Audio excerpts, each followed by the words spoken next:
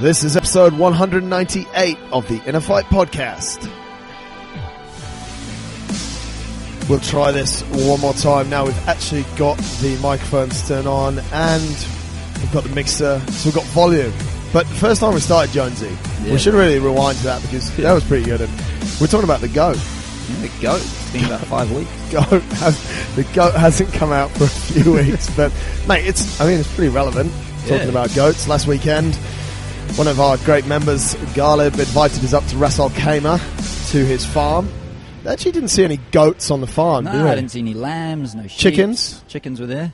I was serious when I asked him if we were going to slaughter one of the chickens, and Phil's got something for us. Slaughter one of the chickens and have it, but he just sat down and opened up a big tray with it was a baby goat. Yeah. Scott Wilson did not enjoy it. He wasn't too happy. He wasn't too happy. I think Galib flicked the goat's tongue in his face or something like that. Well, but before that, and I don't know if this is... Well, that was before that, he offered him the liver and the kidney of the goat. I think it's just been very kind, wasn't it? It was being really kind, mate. I think that's like almost a bit of a delicacy. And then all that was left when he finished cutting up that small goat was the goat's head. Yeah. I thought he was joking when he put the whole goat's head on his plate and then pulled the tongue out and started eating it. I think Johnny ate the balls, right? Johnny probably He got hummus stuck on his knees. Sat on there were mushrooms and he got excited. So that's the advice, folks. If any of your local clients or any very kind Emiratis invite you up to their farm, not only in Ras Al Khaimah but anywhere, be ready for the goat. Make sure you take Lee with you on the drive as well. Lee didn't like my driving. On the way back, it was a little bit. But mate, erratic. everyone was doing it. Yes. To stay alive on that road and to really fit in, it was... But he wasn't happy. I was only trying to keep up with Aziz. Aziz was Yeah. off. But he had a supercharged. That thing flies. If only he could transplant that engine into his body and work out like that. Here we are, folks, another episode of the InnerFight podcast. Thank you, everyone, for listening. Thank you also to those that watch. Big wave to the camera. New listener this week, Hatham. Hatham? Yeah, he came in today and he said he was just best thing he's ever seen. Is he a listener or a watcher? I think he's a listener. He's a listener. We should do an opinion poll. Yeah, are you a listener or a watcher? He's like, I've got to catch up. I've got 100 episodes. Like, he loves it. He did 2 yesterday, you're saying. So Two he's listened episodes to yesterday. 3 so far. He's obviously busy. And at first he came back and said, you guys are real, but you guys just like, mock the members. You mock the members. Okay, he said I learned so much. But now he loves it. Learn a lot. So we want to know if you're a watcher or a listener. If you're a listener, if you download us through Stitcher, iTunes, or whatever platform, or if you listen on the site, why not hop over to YouTube and have a watch? I also want some comments on the YouTube. If you're a watcher, this week. All shirtless. No freaking stupid media trying to take pictures of us. Yeah. Jonesy and I actually even worked out the other day in shirts. Yeah. You did the whole workout. You promised me. Well, we said after the first round, didn't we? But we just didn't. No, we just carried on. Yeah, and you actually posted a picture. Yeah, I know. On your social media of yourself with a shirt. Yeah. Sad times. You're in the back. You're in the back. You're in the background with the ball. Yeah, you've got no shirt. Yeah, shirt. Wear one. Who's the guy? Yeah, that's the point. But big respect to Anton, who just rocked up to Pure Strength on Saturday in his car. Just no shirt. He was really happy with himself when he came. Because you pointed it out, eh? He was really happy with himself. Uniform of the week so far goes to Yusuf, though. Just didn't care last night. Wasn't it like every week? Or? I just saw it 3/4 length tights last night. Doing lunges, shirt off, and just hip killing it. Yeah, he loves it. Just and obviously Yusuf's a great one for creating a bit of atmosphere in the room, because when he's not doing reps, he's just dancing. Yes. He would be so difficult to go to like a rock concert with. You just feel like absolutely off your head just looking at him. Speaking of Yusuf, Phil, mate, you got to host this. Yeah, you got to. I'll do the recording. You do the hosting. Yusuf, Inner Talks number 9? Number 9. Is it 9 or 10? 10. Shit. It's it's 10. 8 last year. 9 was the first month of this. No, 9. 8 last year, and it's the first month of this year. Fuck. So we're supposed to know what's going on. 9. Yes. Here we go. Inner Talks 9. 28th of January, 8 a.m. Yusuf Toucan. He wanted to call it if Toucan you can. Yeah, I like it. I like it. But this guy is seriously funny and actually super inspirational as well. If you have a look at his TED Talk, if you just YouTube Yusuf Toucan, you'll have a look at a couple of things he's done. Don't watch too much of him because he's going to come and he's going to give us a good... I think he's going to speak for about 40 minutes. So that's going to be a big event. 28th is absolutely free. If you're not in the country, just come to the country, be in the country on that day and then leave. It's fine. And just get involved in Thursday therapy at the same time. It won't be an issue. But no, we will, as always, broadcast it the following week on YouTube, in iTunes, on the podcast and everything. But Yusuf is a seriously cool guy. And I know one of the talks that actually was on Instagram today, his opening line was, "I didn't always used to be this handsome." That's a pretty good way. So he's kicking goals everywhere, best dressed in the gym this week, and talking at Inner Talks. Other stuff that's been going on, Phil, give us a quick wrap up. You kicked off the Open Series last weekend. Tell us all about it. Yeah, great start to it. We had it was good attendance both days. Everyone seemed to enjoy it. We started off with a nice geeky PowerPoint presentation, which people everyone was impressed. Surprised. Do you like it? Yeah, I liked it, but the members they loved it as well. Yeah, some facts and figures that they people knew that you liked CrossFit, but they didn't really. Yeah, they didn't know. I didn't know how much I know things. I didn't know the extent of the analysis. They're like 2011. I didn't even know how to spell CrossFit then. But we actually realised that you're the most experienced.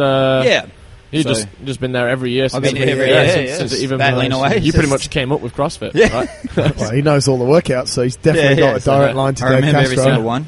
Week one went really well. We did a lot about learning about what's sort of happened in the Open so far, and kind of made some pretty good guesses as to what can come up over the next sort of couple of months and how to train for that. And then we did some good clean and jerk work, a few PRs here and there. You get a few PRs in that? Yeah.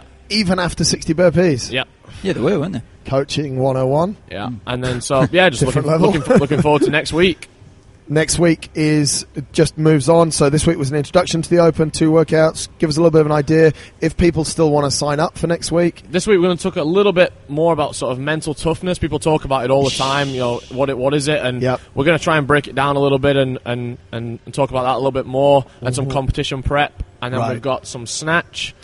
And then I won't let you know what the workout's going to be, but we'll look at a bit of a longer workout this week. Awesome. A little bit more of the PowerPoint, the keynote.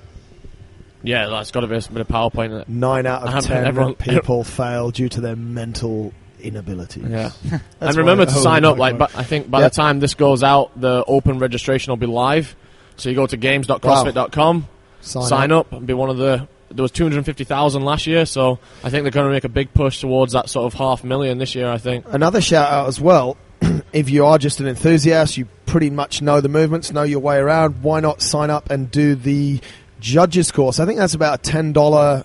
Is it $10? I think it's 10. They'll probably make it 15 this year. They like to make more money. It's marginal, but during the Open, we obviously have a lot of people that will be doing it at the gym. We could use judges. You have to be judged by an official judge who's certified, and it's... Do you have to have your level 1 as well, though? No. You don't have to have any CrossFit qualifications. They used to. You used to. Yeah. And then they introduced the judges course, so it's just you just take that now. You just take it. I mean, it can be either like 15 minutes plain sailing or 2 hours of just frustrating bullshit. If you want, we'll go through it because me and Matt are really good at it. We'll write all the answers down and then you can buy the answers off us. No, but they've changed it the last 2 years. The first year you could do that. I cheated. No, but there's only 2 options. So as long as you get it right every time, it's the same. No. And then if you get it wrong, they give you the second go of questions, so you can't just put in... So they put the questions in a different order. Yeah. Anyone who's done the judges course... But if you nail it first time, and you get your nice little cheat sheet first time... You're in business. Yeah. How long did it take you last year? Oh, last year was a bit of a joke, wasn't it? I think we all did your one, didn't we? Yeah, because I'd started it, and in the very last one... Yeah, you lost a bit of motivation. They got it wrong. Yeah. I don't want to be a judge anyway. They made a mistake. I want to be judged. I don't want to be. Yeah, that's true. But I'm selfish. Anyone can do that. Anyone can be a judge.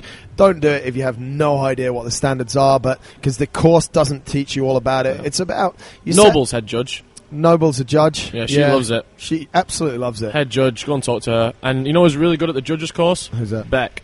She's very good. She actually just dominated. Nailed. I was like, it's this one. She was like, nah, it's this one. I was it's like, not. No, trust me. And then mine was wrong. I was Yeah. like, oh, shit. And Beck was just like, She was always right. you're an idiot. It's actually really annoying when she's right. Beck Yeah, it Jones is actually. acting as Matt Jones for that one. But don't worry about that. So if you want to be involved, go and do the judges course. That'll actually really help us out. We're going to run the open here on Saturday mornings, and obviously there's a lot of people taking part.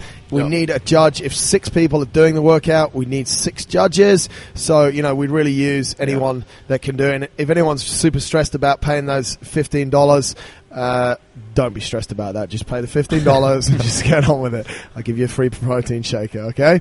Get that done, and that would really help us out. But, mate, for carrying on with the Open Series, you've got 2 weekends left. People can still register? Yes, mate. What do they need to do to get that done? If they just send that in to winning at InnerFight.com if they want to register, or just come and let me know if they want to get involved. And it's $350 $350 per session. Per 3-hour session now. Sweet. So 3 hours of coaching time, 350 dirhams. It's not that much if you ask me. And maximum of 12 on the course, so you're getting... Yep. Friday there was 2 of us. I was probably useless. Yeah, and then 2 of us on Saturday as well. So. Jonesy as well. And I actually thought Jonesy was quite useful. Yeah, he's good. I thought he was giving out some pretty... Tell people what to do. What do you think was like the best bit of information you delivered? That I delivered? Yeah. You told someone someone was wearing white socks, right? And you sorted, you sorted that out. Okay, yeah, good lift. Next week, black socks. I thought it was pretty good, the lifting side of it. You know, just I know when it's a bit light, like people just sort of they don't really focus on getting that full extension. So just like little things like that. Yep. Obviously encouragement, and then just giving them advice about what weight to use. Yeah. Because some of them I think that's the thing that people needed the most. Like that was probably the best thing that we went over about the when you've got such a time pressured window to make a lift. About people get all flustered about what they should be lifting. They try to jump straight to the 1 rep max, and we were trying to let them know about sort of just getting that a confidence lift in, and then we called it a safety lift, and then a minimum lift, and then you've got time to be ambitious. And I think people responded well to that, and they all hit really good numbers. Yeah, sweet. So lots of practical stuff and preparing people for that. We've had a few people actually ask us if that content's going to be available online. This year, it's not. It's an attendance-only course, as all of our courses and seminars that we're going to be running throughout the year, and there are more coming. There are these 3-week blocks, most of them. There's some on getting better at rowing, running, lifting, all of this stuff. They're all attendance-only seminars, so sorry at the moment to the people that are outside, but because, like Phil was saying there's an hour of chat, and then there's 2 hours of practical stuff, and, I mean, the guys were absolutely wiped out, and that's the experience we want. We want to create an environment, especially for the Open, where they're having to make those decisions. So, unfortunately, there's no online content. It's not an online seminar. You have to be here for it. But get involved the next 2 weeks. There's a couple of places left on each course because some people have made poor decisions about their life and not chosen to get involved. Just idiotic decisions. Just silly, yeah. Generally, and this is what we say, if you want to go to the regionals, if you want to be really good in the Open, this course, if I'd have had this course... Yeah, when it would have been 2011, very good. I think it would have changed my whole life. Yeah. Salim did the course. Salim did the course. Beat Scott at both workouts. But he does all the time. Yeah, so, But even like Mo Scott Shake... used to beat Salim, and now Scott doesn't beat Salim, Salim beats Scott. Yeah. But even like Mo Shake walked in, and he was very happy with what he saw. So I think he's going to do it next week. Shask. Ooh, this is Shasky with him. Yeah, he wants to do it. So just putting his name in there as well. Putting his name in there. Let's hop over. Jonesy, you just mentioned something that's quite important and is a nice segue into the next point that I've picked up here. Like, one of the biggest things that you saw from that is that someone's wearing the wrong colour socks. I know a lot of your focus is on people's faces, but you're also partial to their haircuts. Yes. Now, this article I found is the 10 best hair products for men. 10. The brands or type of... I guess it's brand and it'll... If you're like most guys who care about the products you're using on your hair, maybe more than your wife or girlfriend, in a recent Google report on grooming trends, we learned there were 6% more searches in 2015 about men's hair than women's. Stat. Let your search end right now. You want a killer head of hair? We squeezed and dabbed through the copious hair care products available and narrowed it down to the best of the best. There's the rest of the article. Here comes one. What do you got? Kiehl's hair repair. Oh, maybe I should have that one. Do you ever use this? After shampooing, apply to a damp hair and don't rinse. Use daily. But just like, $25. $25. Is that if you're losing your hair? Is that? Yeah, that's what I mean. Top of my hair. I don't know. No, then your line might start to. It might grow back. Yeah, basically, mate, it's saying that you need this stuff to stop your hair from snapping off. Oh, that's number one. Mate, before we get into it, what's your favourite hair product, Jonesy? I really like one I got at the moment, but I have no idea what it's called. But in the past, I just can't remember. Every time I go get my haircut, I'm like, should I stick with this? And he's like, yes. But I really like, there's one out there, Fudge Hair Shaper. Fudge. Smells really good. Yeah, Fudge smells good. Smells really good. I like and that. it's not really strong, is it? It's just... It's not like, I don't know if Dax Wax is on there. I'm sure people know what Dax Wax is. Yeah. There's that beeswax out there, which I wasn't a fan of. Brill cream when I was like 11. Mate, Brill cream, that's what the cleaner uses. He loves it. 11 years old, and it was like who could get their hair the highest and the hardest. Whoever had the hardest hair was the biggest quiff. Mate, you needed Dax Red for the hardest hair. Dax Red for that one. It's actually a funny story because, and I'll let you in, Brooksy knows this because he's my carrier. He brings my hair product from the UK. Oh, does he? Matte paste. Matte paste. Yeah, that's what paste is good. Matte paste. Yeah, like matte paste, and he gets really upset though, and I just do it sometimes to stitch him up because he obviously travels a lot, comes with hand luggage, and I order the one that's bigger than 100 ml, so he has to check it in and he gets all stressed out. But it's a lot cheaper than ordering the small ones. Yeah. Go on then. Where's number 2? This is a terrible sight. Men's Health. You need to sort your life out.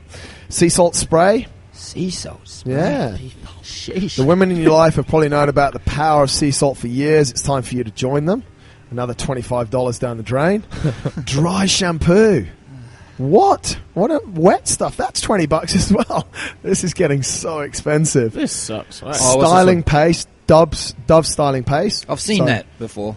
Happy with that? Yeah, happy with that. 49 grams, as if you sell something in a 49-gram tub. This is an old school one. The American Crew. Yeah. I bet we have some members that use American Crew. Yeah, American Crew. There'll definitely be some of those. I don't know what that is. It's just paste, mate, again. That's one we've never heard of. Axe styling. The girls are hating us right now. Gel, just straightforward gel. No, I think Giard must wear that one. Yeah, probably. Lotion, grooming lotion. Oh, there's got to be mousse on here. Did you use mousse when you were younger? I did once. Hairspray. Bit of hairspray? Hairspray, I was.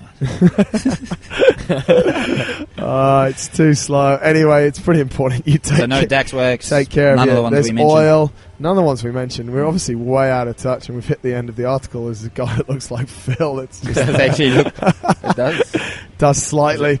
That's something a little bit entertaining guy. for you there, nice folks. Nice guy. Another topic, another point that's pretty on big topic. I think I've seen it more this year than any other year, this concept of dry January. Yeah, I must say, You were in it? Yeah, I'm in it, apart from the first day. But I'll go till the 2nd of next month. You go to the 2nd? Yeah. No, you won't. Phil, you're in like dry 2016. I won't. Yeah, I did it last year. I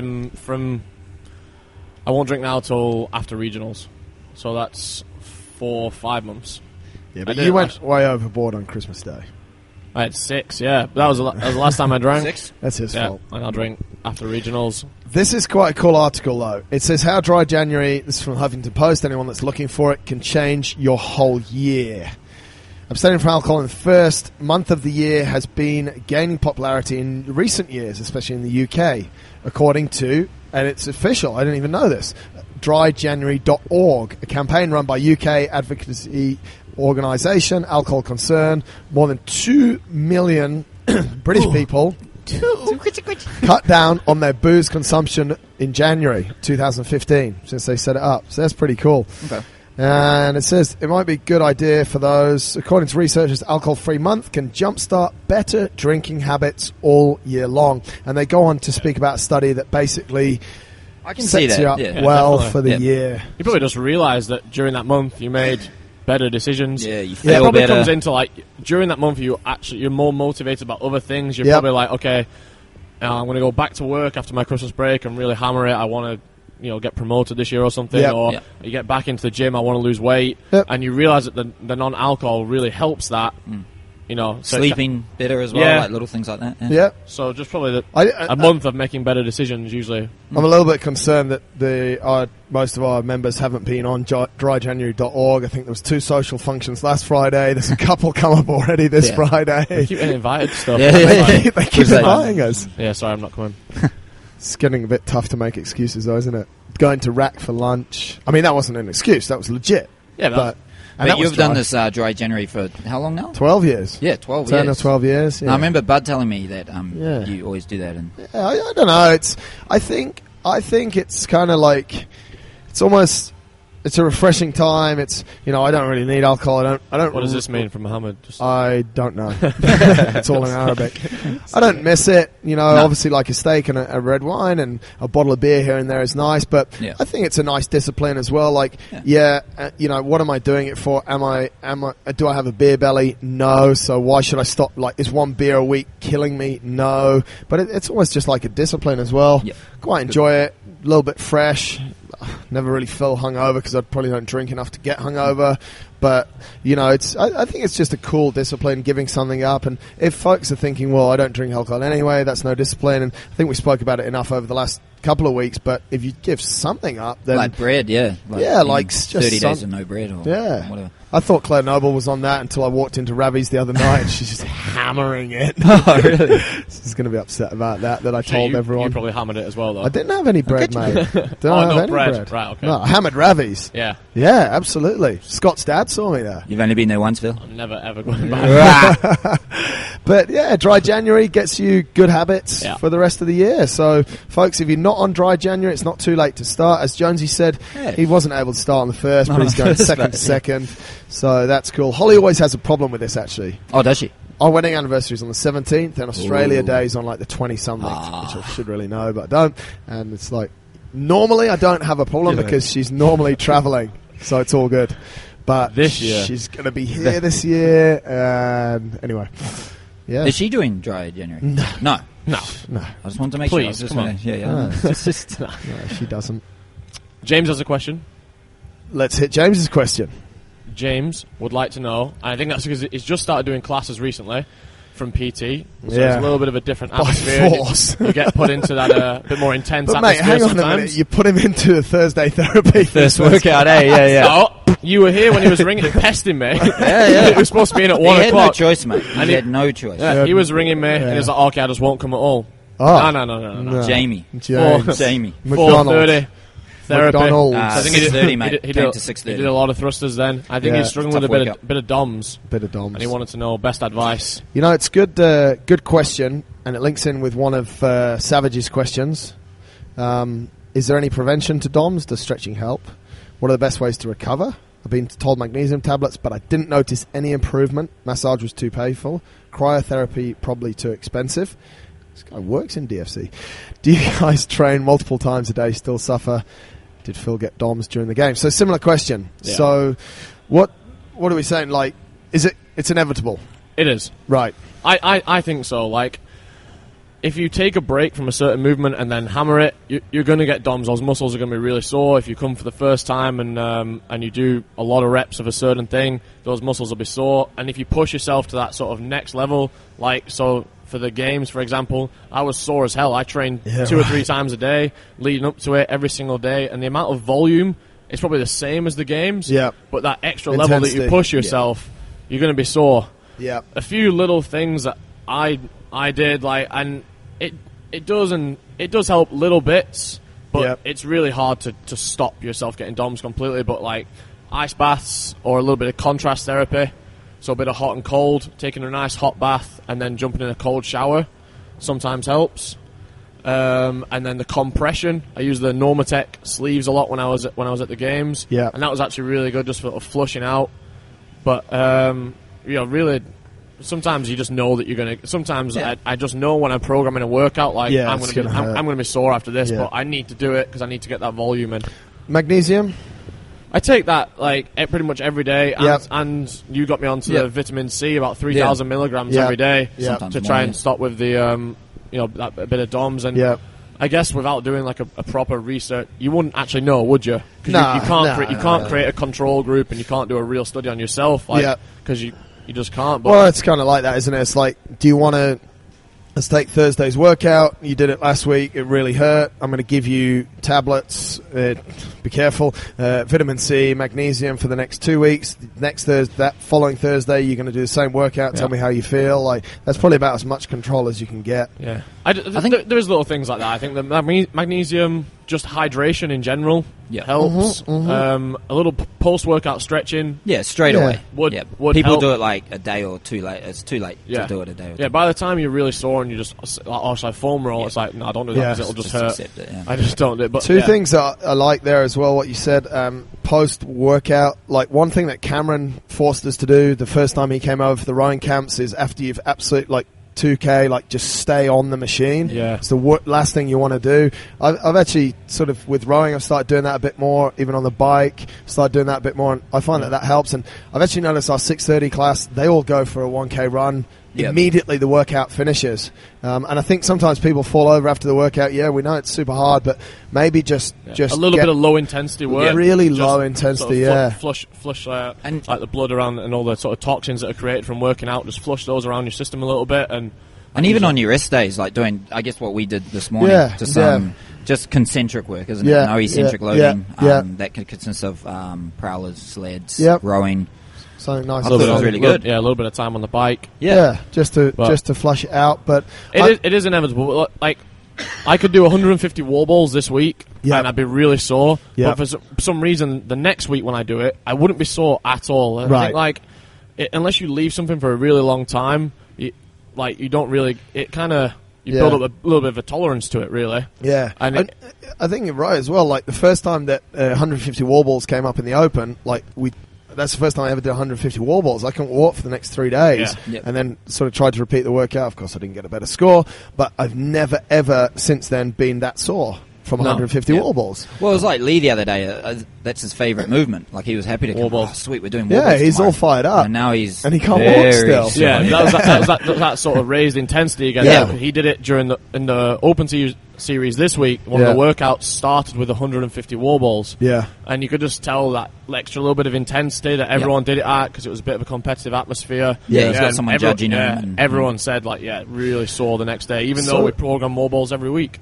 That's what I was going to say. If you look at a movement like a wall ball, like a thruster, thrusters is a great movement that we put into Thursday therapy a lot, but people still suffer from it. So could we say that actually they're pretty much immune to the movement? They know the movement. It's always about the same number of reps. So could it potentially be something else? It could be hydration. It could be that cool down afterwards.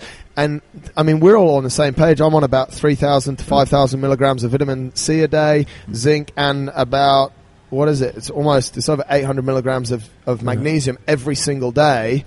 But I think as well, as you get fitter, you have the ability to give more intensity. Right. So that, like, every time, if you did that workout every week, and you had the ability to go harder and harder and harder every week, it's kind of like a new territory again every time. Yeah. If you did it in the exact same time with the same intensity, then you probably wouldn't get that sore. Yeah. But when you're starting to get more intense again, then tough. Here we go. It's like lunges. Yep. You know, like if you haven't done lunges for some time, you do them. Stairs are going to be. You're not feeling too good today. Yeah, your legs are sore. Yeah, pretty sore. I've not done them Kiehl for a while. It was the first thing he said when you walked in. Yeah, I've not done lunges for a while, especially not heavy lunges. Well, and the tsunami bar. We use a tsunami bar, which is a bit more stability, and sore, but sweet. It's all good. Hydration, a little bit of supplements, a little bit of work after it. These are quite good questions. We've got the Dubai Marathon coming up on the 22nd, which is, I guess, a week on Friday. So Thursday, if it's out, the podcast. Last week, the podcast went out early. People listened to it on Tuesday. Had I made a mistake? Naughty. Sorted for this week. People are messaging me, a good podcast. I'm like, it's Tuesday. Fix that small admin issue. But this is related to running. I know in our gym we've got quite a few people doing it. John Barber's doing it. Christoph's doing it. Adela's doing it. Jenya's doing it. Probably missed out some people. Don't get offended. Rob Jones? It's okay. He does stuff Rob like Jones, probably. Yeah, might be. So, what do you think? We'll try and answer this so it applies for everyone. I might have to answer most of it because it's about running, Phil. What do you think a basic meal plan... This is from Jenya. But, hang on. Hello, my awesome team of InnerFight. She's lovely. Every time you hear from her, she has a great tone to it. Yeah. What do you think a basic meal plan for a runner should be? Would it be a big difference between daily basic pre-performance time? Let's say when it's long distance run coming up, so should we change it? What are the top 10 foods that a runner must have? How often, in your opinion, should be cardio training? I would like to know your opinion on CrossFit athletes and as endurance. And that's it. So basically, what food should we be eating? What do we find is good? And how do we mix running with CrossFit? Where's Flax? Just bring him up. I don't even have him plugged in. I'll try and answer this. Basic meal plan for a runner, it's very varied. I like to eat how I eat on a fat-adapted diet, using that, and then in the last part of the run, you are burning more carbohydrates. So in that week leading up to it, having decent carbohydrate stores, I find is beneficial. So you start building those stores before the run? Yeah, a little bit, mate. Yeah, but still with the kind of carbohydrates that I'd eat normally. So more sweet potatoes. Because what's happening is you don't turn to those like sugary gels. I will or never anything turn like that. to sugar gels. No. Sometimes, like you probably saw in the last bit of the row, the last 2 hours of the row, I was taking on a little bit of sugar. That's because the heart rate is so high. All we're doing is burning sugar. Yeah. So and this, I had the same conversation the other day with Chris, who's probably quite fat adapted. I think his diet is quite low in sugar, quite high in fat. He's like 2% body fat. He's going to run the marathon. I would imagine he'd get through, like, I've got up in the morning, not eaten anything, had a cup of coffee and run for about 35k without any food.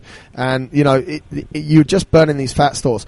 Up to a point, for me, it's about a 135 heart rate. After that, my body's ability to burn fat drops, and I start burning carbohydrate. It's a simple test. It's an InnerFight scan. So you kind of need to know where that is. So if you're running in that threshold, I can run sub 135 beats a minute forever, infinitum basically. It doesn't, I'm just going to keep, not forever, I need to keep on replacing those fat stores, but I have a lot of it. What you need to do is just make sure, if you're going out at a 170, 180, John Barber said this to me the other day, he just absolutely hit the wall. He's run out of energy. And that's where in the last hour or sort of 90 minutes, I actually sometimes like to have something sugary, whether it's fruit or whether it's just direct sweets, because that will help you to that's what you will burn. And that sugar goes into your body super quick. So that's kind of. But that's something. If they're running in 2 weeks, do they have time to change that diet, or is it something that they should have been sort of planning for a little bit longer? Like, you can't. It's very difficult to change to become fat adapted in such a small space of time. You'll go through a lot of different things. One thing I said to John is, and he's going to go out and do a test this week, is to not let that heart rate get so high, so you're not in that carbohydrate burning zone for so long. And that should sort of help, but it takes a little bit of time.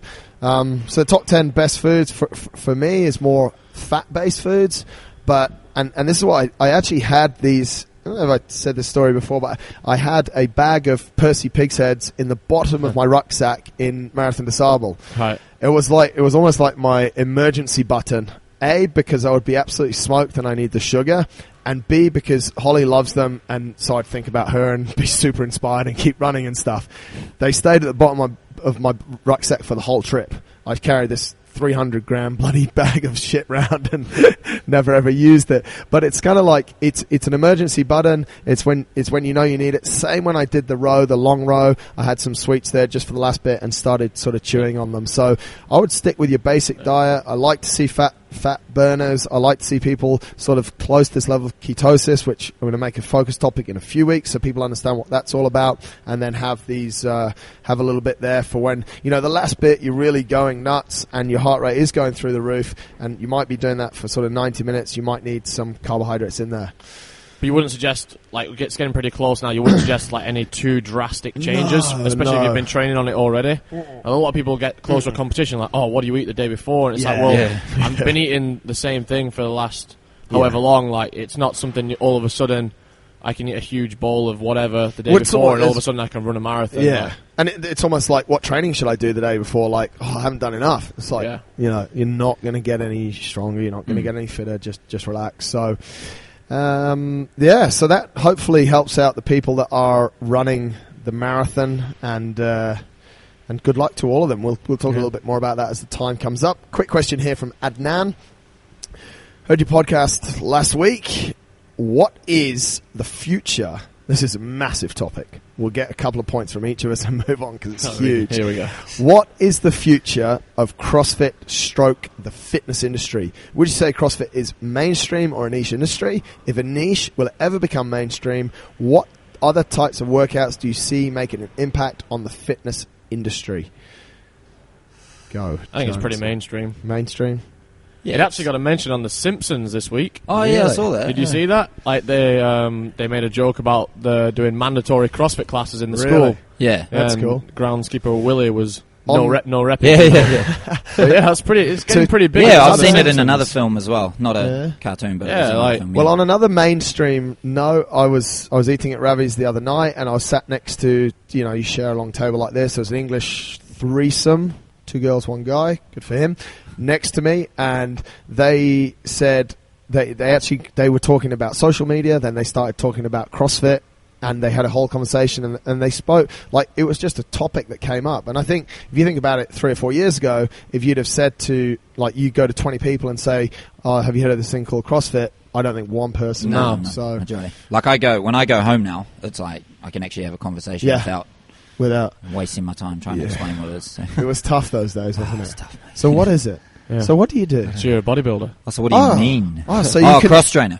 Yeah. So you can do the crucifix, the iron cross. Yeah, bro, I can do that. I can do everything. So yeah, it's pretty mainstream. I'd say that it was mainstream now, and the amount of people that you see walking around wearing a CrossFit T-shirt or something like that, or the shoes, or it's a lot.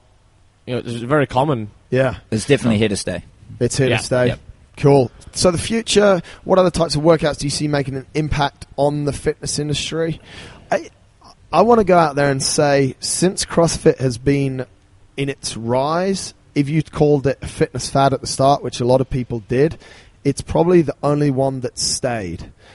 P90X, Insanity, all of these other stuff. Like even TRX, like it was huge. Yeah. Like you just need this TRX, you're gonna get, and TRX is great. Like it's really good, but like how many of them have stayed comparative over the last 5 years? I don't know.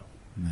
Nothing. It doesn't. It seems to be like a 6 month huge thing, and everyone buys a DVD to do it at home or whatever, and then the next one's out. Yeah, the next one's out. There are, and that's actually, he comes on to that point, which is good. Something that's probably stayed around is something like spinning. That's what I was going to say. That's something that's probably been around. That's probably longer than CrossFit, right? Longer, and different forms of spinning. Like I know now you've got flywheel, you've got real rider, you've got all these different forms of should we say stationary bike, and they all have their differences and stuff, but that's probably one that's sort of hung around. The others, you don't have people wearing like the t-shirts. It's just not the same. Not is it? Cultish, is it? You don't walk around like with your spinning t-shirt on and all go to dinner and talk about spinning. Like I just went so fast. Maybe they do, mate. Maybe, but it's quite funny because if you say something's mainstream is not normally associated with like a cult following, which that sort of thing of people talking about it and t-shirts and this is, but it's quite interesting. The other stuff that's kind of booming a little bit, you're speaking about it before, Physique 57, like something like that against the bar, maybe targeted at more. What is it? Physique 57. It's kind of, mate. I actually don't. I thought it was the name of the gym. No, it gets you a physique in 57 minutes. Oh, is that what it is? That's what it's supposed to be. Yeah, it's all like, it's a cross mixture of dancing, ballerina. It's pretty hardcore. And I'll say this, some of the movements are almost erotic. Like, I've seen one of the chicks that used to work there, they came, and then I followed her on Instagram, and I was like, is this really her job? And anyway, but there's a few of those things that generally what you see is they come out of the States first, and the ones that have a little bit of strength. And I think the stuff that's more rooted in a studio and a location and an environment like that travels a bit better. Which is the worst exercise machine you have ever seen being sold on shopping TV channels? This is the last part of Adnan's question. The worst. I don't even know.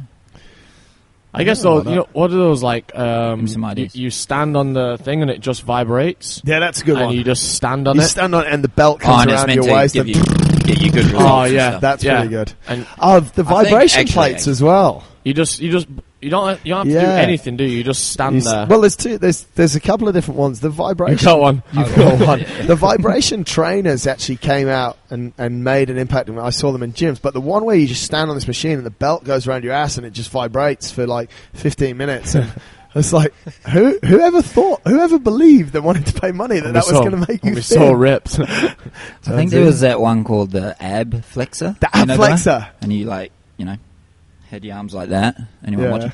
And then you basically just flexed it onto your stomach. Yeah. Did you ever? I don't know what it is. I've seen that one. You've seen that one years ago. Years ago. I know. But mate, on that one as well, what about just the sort of little Walkman thing with the things on and you stuck it on you attach it to yourself, for like half an hour and you just stacked. I'd have to say the Ab Flexor. I think a mate of mine had it. I did like 5 reps and I went, this is enough. There's one that sticks out for me, and it's a machine that you sort of got on and then it inverted you. Really? Like it's spun around. You lock your legs in and you sort of strap into it, and it just hangs you upside down until you're skinny. Yeah, I just don't know what the point is. Like all the you have to play music in the background. Fat goes to your head and it drips out your ears on your earbuds. Who knows? There's some pretty outlandish Get off it and run a marathon things out there. We're going to drop Holly in. It's Holly's turn again. Sweet. Interesting feedback. Let us know if you like Holly's 10-minute segment. Here it is. Here she is back again to satisfy all of those taste buds. Isn't food just such a huge, huge part of our life? We've got back on the show today Holly, who, for those of you who listened to the previous show, would have heard about what she does. Holly, thanks a lot for joining us again. Thank you. Pleasure to be here. Just give us a quick recap on that. We spoke about this thing and this theory and this way of cooking that you follow called paleo and Paleolithic diet, if you want to call it that. Give us a quick recap on what that's all about. Okay, well, we'll brush the word diet. We'll go with lifestyle. Okay. Regime. Oh, I'm in trouble. Okay, that's fine. Because we did cover that it is... Let's just talk about that word diet quickly. It's very temporary, isn't it? Yeah, I think that's the way the mind thinks of the word diet. You sort of... For me, it's like, diet, that's an 8-week thing, or that's like to get into my bikini for summer or something. That's probably one of the biggest ones, isn't it? I want to fit in that bikini, or I want to look good in that dress, wedding dress. Being a little bit sexist there, I think guys generally think... Guys as well. I don't think guys often think about getting their bodies ready for the bikini or the wedding dress, but they're definitely thinking about it, aren't they? Guys, coming up to weddings, guys care. They care. They do care. They care that button on the front of the blazer just isn't poking out and exploding, don't they? So, for that summer trip to Ibiza, going large. Yeah, exactly. Shirts off, down by the pool. Let's not go too far deep into that one. But that's the thing. When we say diet, I think a lot of people, and doesn't the brain just say 2 weeks, 4 weeks, 6 weeks? Yeah, it kind of... I don't know. When I hear the word diet, I kind of think of it on the negative side. Negative side, yeah. It's almost like you're being punished. Yeah, and everyone always starts their diet like on the 1st of January, or they start it on here the start of the week is a Sunday, but the rest of the world is a Monday, and it's just like... And it's finished by Tuesday. And everyone's always, on the weekend, and they gorge themselves, and they're like, I'm starting my diet, and it's like... Probably because they've overeaten, right? Yeah, true. And doesn't the word diet sort of sound to you as though I'm going to take things away? Honestly, a lot of people, as you well know, we work a lot with people's nutrition, with their performance, and making their bodies better to make them better at life here at InnerFight. And, a lot of people will say to me, I want you to help me with my weight loss. I say, okay. And then I'll say, okay, I want to see your food for 3 or 4 days. And they'll send over their food to me, and they'll write at the top of the email, they'll write, I'm not looking forward for you to tell me what I'm not allowed to have. It's a very negative thing, isn't it? It is, and whenever everyone asks me about the way I eat and the paleo regime, the very first thing people say, no, I can't do without bread. It's like, well, it's not that you can't, it's that you don't want to. Well, that's true. Two different things. But then it's like, I'm like, just try it. Just try it for 21 days. And see how it's a proven thing that it's going to take, anywhere from like 3 to maybe probably up to 8 weeks. Yeah. For your body to fully adjust. And you're going to have, like, whether it's you're just coming off processed sugars or you're going to go with the paleo diet. Yeah. There's that word. There it is. You are going to go through a little stage where you do feel, well, can I say, you don't feel great? You don't feel great. That's the best way to say it. That's the best way to say it. Yep. Where you don't feel great. And that's because your body is ridding itself of toxins. Right. And then after that, you start feeling brilliant. You feel like Superman, Superwoman, and you feel awesome. And then the longer you do it, the better you feel. And they say that gluten can actually stay in your system up to 6 months. People are thinking, what on earth is Holly talking about? Gluten out my system, no bread, 3 weeks, 8 weeks, this sounds like hell. Let's just have a quick recap. You believe on the paleo way of living and the paleo lifestyle, as you've told us. Just give us a quick recap on exactly what that is. What would I eat? How would I live? Okay, so you're going to be eating lots of meats. Right. Lots of vegetables. Sounds good so far. Fruit's not bad. Seeds, nuts, and good fats. Awesome. That sounds pretty cool. So what can't I have? And that's the thing, there's an abundance of food. Everyone focuses on what they can't have because they're like, oh, I can't have bread and I can't have oats. Okay, well, I want to tell you something. I'm going to give you a scenario because I think this is the easiest way to explain it to people. Let me think. When I'm thinking about maybe something a little bit, I don't know, fast foody or something a little bit exotic, it's not always fast food, but I love Thai food. Yeah. And one of my favorite dishes is pad Thai. Can I have that? Well, you can't have it in its traditional form with the rice noodles, but okay. I've made an alternative and it's on the website. Hang on, you made an alternative, so I don't have to, the noodles are not good. You're not happy with me eating those? No. So hang on a minute, what does this look like?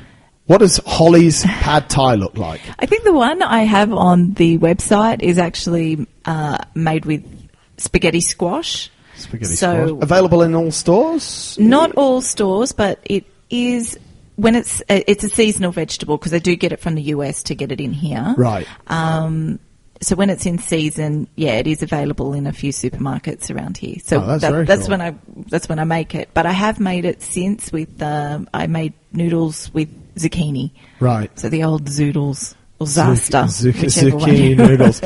So essentially, you have to be a little bit in tune with eating vegetables. You have to be okay with eating meats. But one of my favorite Thai dishes, pad Thai, you can cook for me in this paleo style that's, I guess, can we call it super healthy? I think it's super healthy. Because it's meat and vegetables. It's meat and vegetables. And there's alternatives for everything. That's why, I mean, maybe that's why I started doing the website and making all the recipes, because people were falling off the bandwagon because when they were trying to eat clean and healthy, they're, steaming fish and broccoli and then it's tasting terrible. Well, they're bored with it, and so I was just saying, well, why don't you try this and why don't you try that? And I've travelled a lot and I've eaten a lot, and yep. I just try to get the same flavour in there. I don't think it's flavour free. I think for folks that don't know what you're talking about, where you refer to it, over at the website InnerFight.com/food is where we can find all your recipes. There's about 80 on there, is there? I think there's more now. Yeah, there's between 80 and 100 recipes. 80 to 100 recipes. InnerFight.com/food. If you do want to ask Holly a question, winning@InnerFight.com. She'd love to hear back from you. We were talking about one of my, I wouldn't call it my go-to, but if I'm having Thai food, I super like it. Another one of my staples, another one of my favorites, is a good, thick bowl of spag bol. And, when I got a little bit more in touch, as you've been saying, with feeling good, I just stopped having the spaghetti. So it was just the bowl, or the bolognese, as we'd know. But you've got a spag bowl that's, again, without these grains and without this food that essentially our body doesn't work well with. Talk to us about that. Yeah, so it is, the bolognese mix itself is pretty paleo, whether your mum used to make it or your grandmother used to make it. It's, it's meat, there's vegetables, there's herbs, there's tomato, so it's pretty good as it is. I just chock mine with more vegetables, probably. So just loads of veggies. Yeah, and but the thing is, you can't just say, "Oh, I'm not going to eat the pasta," because then that's still a very meat-heavy dish. Yeah, which some people are not real comfortable with, are they? No, the thing is I think a lot of people think of the paleo diet and it's just meat-heavy, it's loads of meat. Yeah.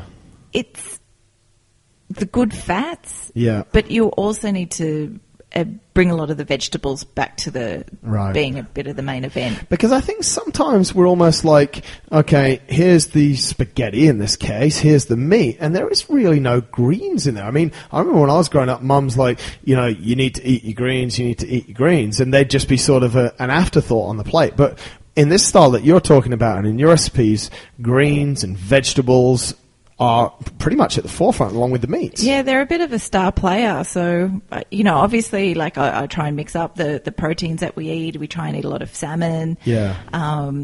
We do eat red meat, but we try and keep that to the lesser part of the week and try and eat more fish and chicken and stuff in the week. But yeah, the vegetables are the star, and there's a lot of flavour in them, and so that's why I make my spaghetti bolognese, and I'll either put it on a bed of kale or That's chard, awesome. or I have my vegetable spiralizer, so I'll make zoodles or sweet potato noodles, or something like that. So there's alternatives for everything. Like I have found, for the most part, your expectations, you know, okay, I made sweet potato chips the other day. They're pretty good. They were pretty good. Yeah. But, yeah, there were some that were really crispy and some that were a bit softer. So I just sort of was like, you know what? It does the job. It got the guac into my big, fat, hungry mouth, so I was okay with it. But, like, so if you're looking for pasta, you make the vegetable noodles. If you're looking for rice, you can make rice out of cauliflower and broccoli. You know, with your oils and fats, if you don't want... I need you to steer away from the toxic vegetable oils. Yeah. So then you use coconut oil or extra virgin olive oil. So there's a lot of alternatives out there for us. So to eat in this way and to take our favourite dishes and, if you want, paleoize them how you've done is not too complicated. It's not hard. It's pretty easy, to be honest. There has been some trial and error with a few of the dishes. Yeah. But if you go to the website InnerFight.com, you'll find I've done a paella, I've done a Spanish chicken casserole, I've done a pad thai noodles, I've done a lab, and these are all things that I like to eat, and I've liked to eat them for years and years and years. And then I've just kind of tweaked the way I used to cook it and found an alternative. Like, for example, the lab, it usually traditionally has, like, cracked rice in it. So to get the same texture, I just put cashews.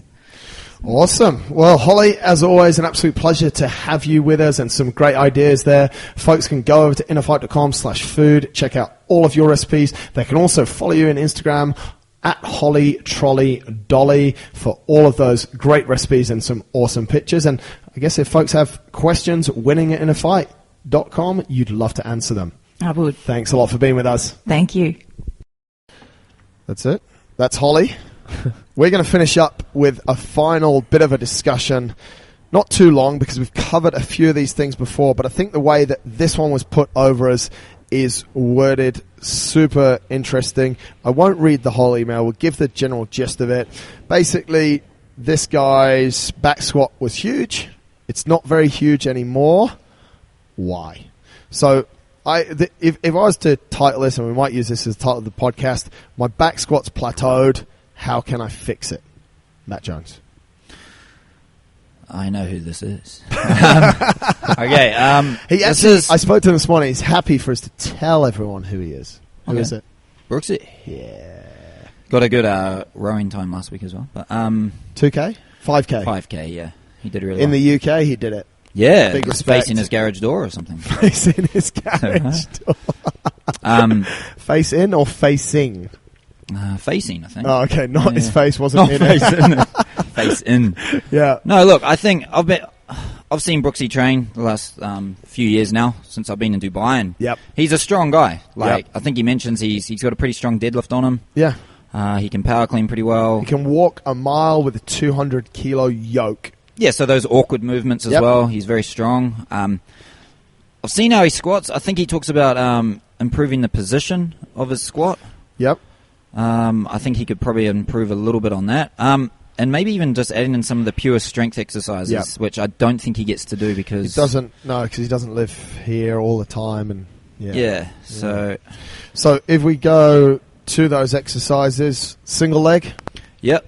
Want to see a lot Obviously more? all the lunging movements, the Bulgarian split squats. I definitely think the hip bridge would probably help out as well. So more glute activation, posterior chain. Definitely. Should we go to the other side of the table? Yeah, see what this guy's going to argue with. He's going to argue with us. Go on. Squat more. Just squat more. Squat 220. What if he's already squatting more? Squat 220. The main things is... But you said you were lunging yesterday. Come on.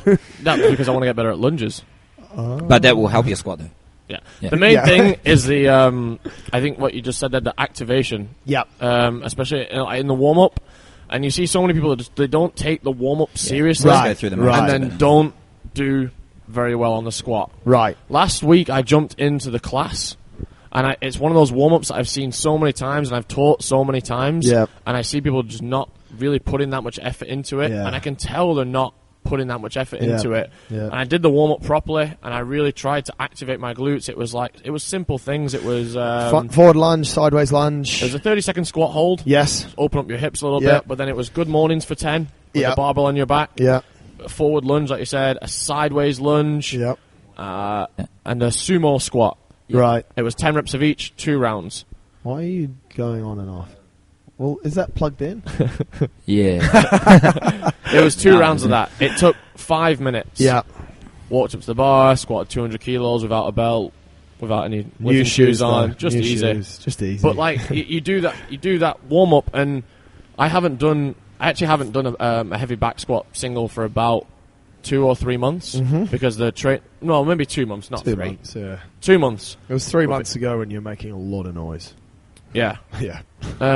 So you think, I haven't done it for so long. Yeah. You know, probably won't hit anywhere near as much as I should do. Yeah. A really solid glute activation warm up. All those muscles are firing, and you can hit like a good rep. But if you're not getting those muscles firing, if your muscles are just asleep, then you're not going to be able to lift a lot. I think with Brooksy, he always trains early in the morning, right? Right. Yeah. So I know, when Tiny comes in, I know Tiny's a really strong guy. Yeah. I remember when I first started, he would always, during the strength part, he's just walking chilling. around, he's chilling. Just relaxing. And his body, he just said, look, I know for a fact I won't lift it. I've only been up like less than an hour. Yeah. So... But that's also why I think your point's good, Phil, and this is probably one of the luxuries that Brooksy's not got, because he follows the online program where we don't actually put the warm-ups in, we just put them in the class.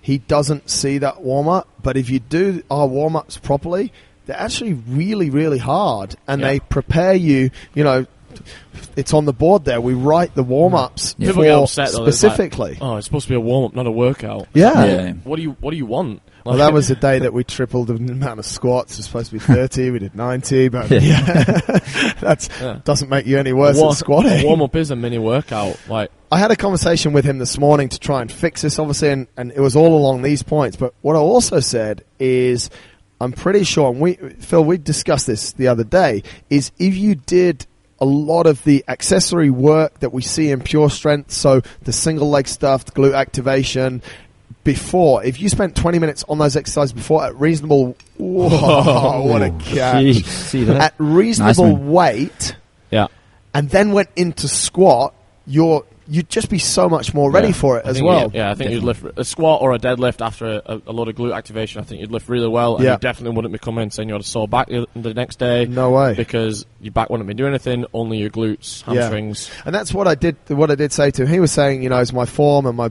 mobility, and like you said, Jones, he's not got a bad squat at all. He's got a reasonable squat. When it's under pressure, his form is compromised, and he's coming forward because things start to give out. But if you ask Brooksy just to sit at the bottom of squat, it's pretty nice. If you ask him to squat 40 kilos a number of times, it's super nice. It's not that he has bad squat mechanics. It's just when he comes under that load, he has a problem. So perhaps firing those exercises into, if you come through the classes doing the warm-ups properly, the warm-ups are designed to fire up the nervous system and get some activation going. And if not, taking some elements, or if you really want to focus on putting your back squat up, or your front squat, or any of your major lifts, just getting a little bit more aggressive with your warming up.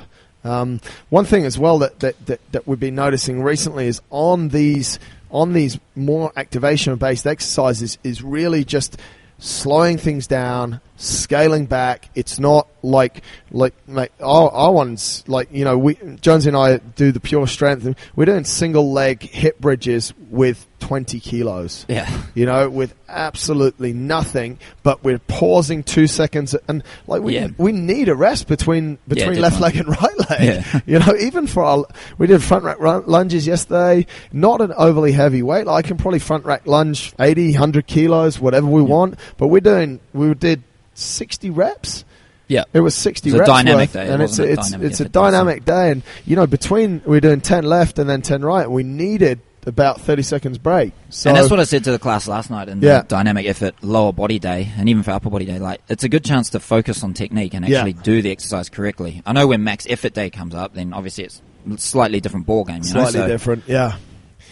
So hopefully that helps Brooksy out and helps out obviously a lot of others as well that are thinking about that. But I think one of your points as well, Phil, okay, Brooksy's is different because he says at the moment his back squat's 120, he's squatted or wants 150 or can squat 150, but also those increments are slightly less as you get up the scale. I think that's the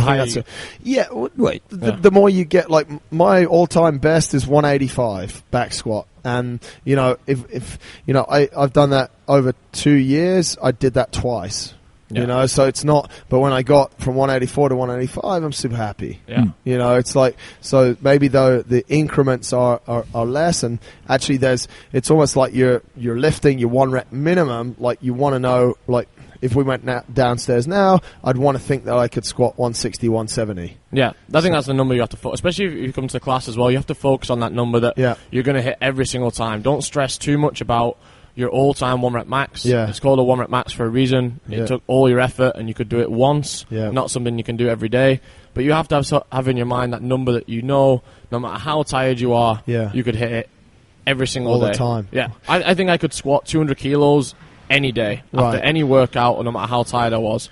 My max is 220. 20 kilos below. Yeah, 20 kilos less. If you think about that, it's not a huge. It's a less than a 10% variation. Yeah. So if you're on 120 and 135 is your max, and you can squat 120 every single day, you shouldn't be too stressed out about it. You should be pretty happy, and you'll definitely be getting stronger. Your body doesn't know the difference between 127 and 125 kilos. Mm-hmm. It doesn't. You don't get a different response from your body. It's just a piece of paper that you're going to write it on, say, I squatted 127 today. I know you like this one, Jonesy. And one of his things, he says, I think there are a few different elements. Mental. You said your body doesn't know 125 to 127. I'm with you. You like putting weight on the bar for your clients and just tell them to squat it. Yeah. Without them knowing, doesn't right? matter. Yep. Just doesn't matter. Yep. And I think Lee the other day, he's getting mentioned like 3 times. He's an idiot. Anyway, his best friend or something. I reckon. Oh, mate, I've done a holiday with him. Yeah. But he, in the same class as you, his back squat went up by 5 kilos. He was plateauing, and he was doing pure strength, but I don't know what he's doing now. But yeah, and he wasn't too sure what the weight was when he was getting into it, and he had 2 people that were just like egging him on a bit, and he got there. You know, so I actually think my all-time back squat PR was not. I didn't know what was on the bar. It's because you did it in pounds. It was in pounds. We went and did it in pounds, and I think you what's one? It's 405, right? 405 pounds, 184. That was the first time you did it. Okay, so I didn't even know. I think you thought it was 180, probably. But then when you actually add 405 up, it was 184. Here we go. 184. One more question, Anton, just to finish off.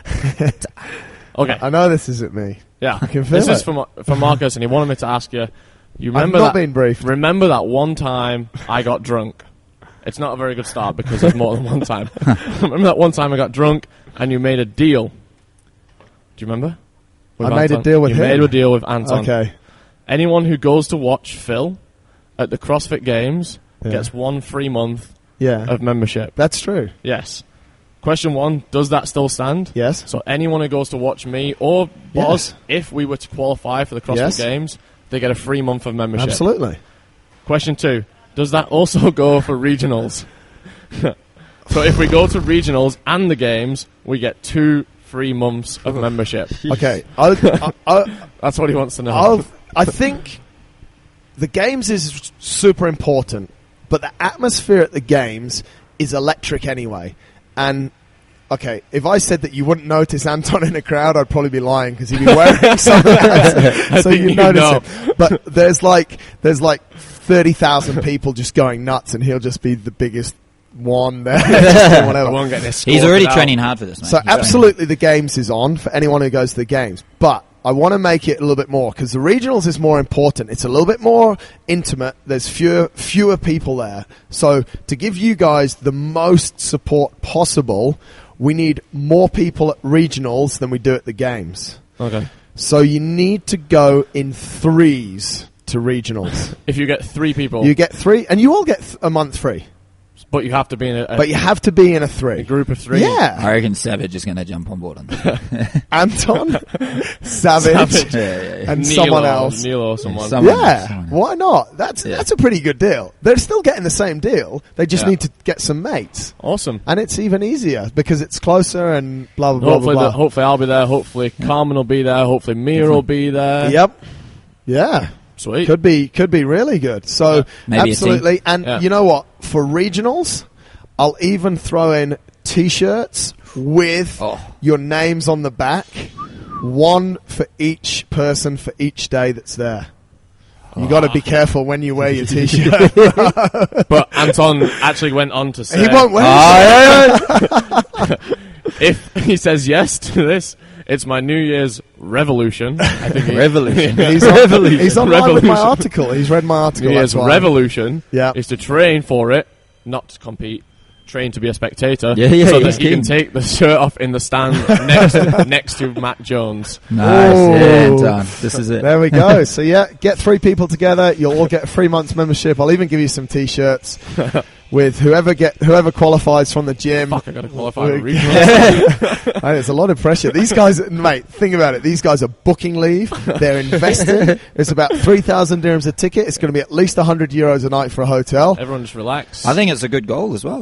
It's a good goal. Don't come and talk to me about it during the Open. Yeah. But that's the deal. Just let me do my thing. Anyone from our gym gets a 3 months membership if they travel to the games. And every 3 to regionals. That's a fair deal. And it gets you. That's pretty awesome. More the better. I just think regionals needs like that. When the year that we went, there was a good gang of us. Yeah. It was when we were as individuals. It was really cool. It was very helpful, and it made things. It did generally make things a lot more relaxing when you're sort of on your own, or just I remember when I've been on my own. It's like but Brooksy's been to support me at regionals. Dwayne's been to support me at regionals. Dwayne's been there. So Anton needs to learn a few of the few of the techniques. For I would actually love it if he was there, just tops off. He'd have some sort of stupid fancy dress on. He'd have a wig on his head. It'd be absolutely brilliant. We got to wrap it up. We're over an hour. Nice. That's it for this week, folks. Thanks for all your questions. Thanks for listening. Thanks for watching. Next week, Carmen Bosmans will be back. Yeah. She's bringing us back another special coach, another little gift for us who won't be here next week, but will be here in 2 weeks. Phil mentioned her name. We'll keep it a secret. It doesn't matter. We'll keep it a secret. Someone will have picked up on it. And actually, it's not even her real name. No, it's not. It's not. But we are bringing you another female very soon. Start of Feb, she'll be here. And as Phil rightly said, she may well be one of those people that you can support at regionals. There's a few hints. She's also been to the game. There's another hint.